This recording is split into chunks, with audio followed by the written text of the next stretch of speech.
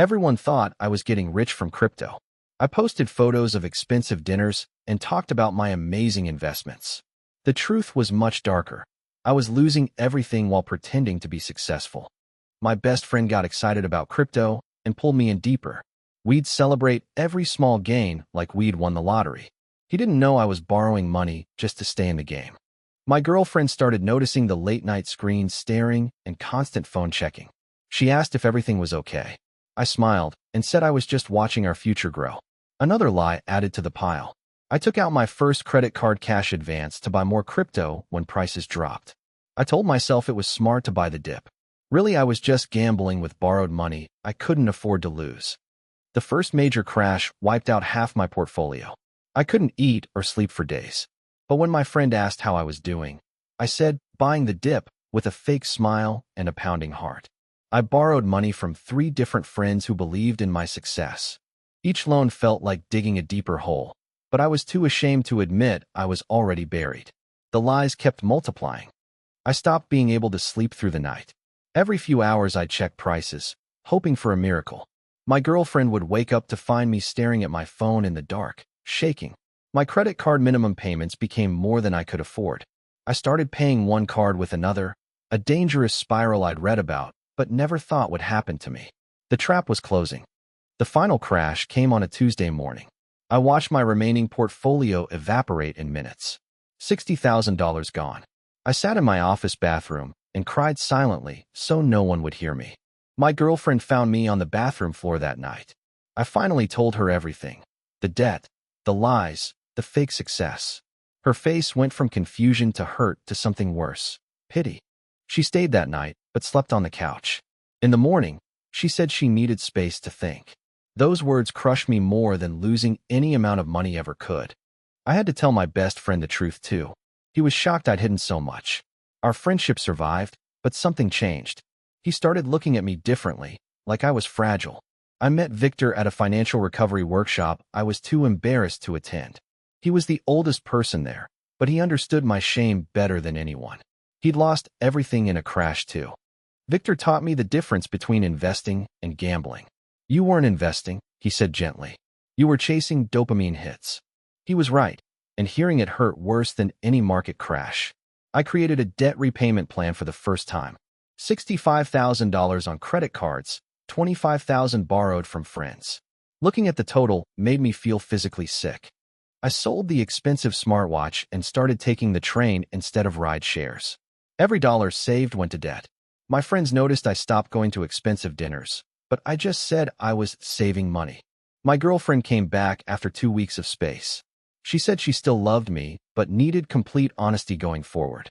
I promised her no more secrets, no more fake success, just real life together. The first credit card payment felt impossible. Minimum payments were eating my entire paycheck. Victor suggested a debt consolidation loan, which saved me from the predatory interest rates I'd been trapped in. I stopped checking crypto prices completely. The first week was torture, but Victor was right. The addiction faded. I started reading actual financial books instead of following social media traders. I started paying back my friends, starting with the smallest loan. The relief on their faces when I handed them money was painful.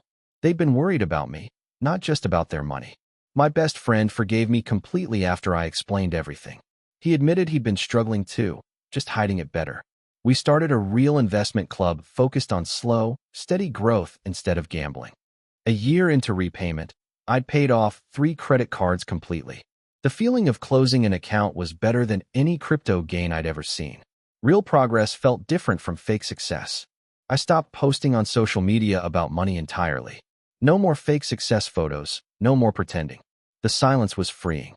My girlfriend said I seemed more present, less anxious. Victor introduced me to index fund investing, boring, safe, and reliable. I started with just $50 a month. Watching it grow slowly felt strange after the crypto roller coaster.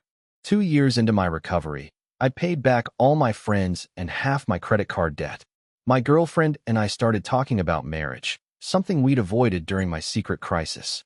I started a small blog about my recovery journey, anonymously at first. Other young investors reached out with their own stories of secret losses. I wasn't alone, and neither were they.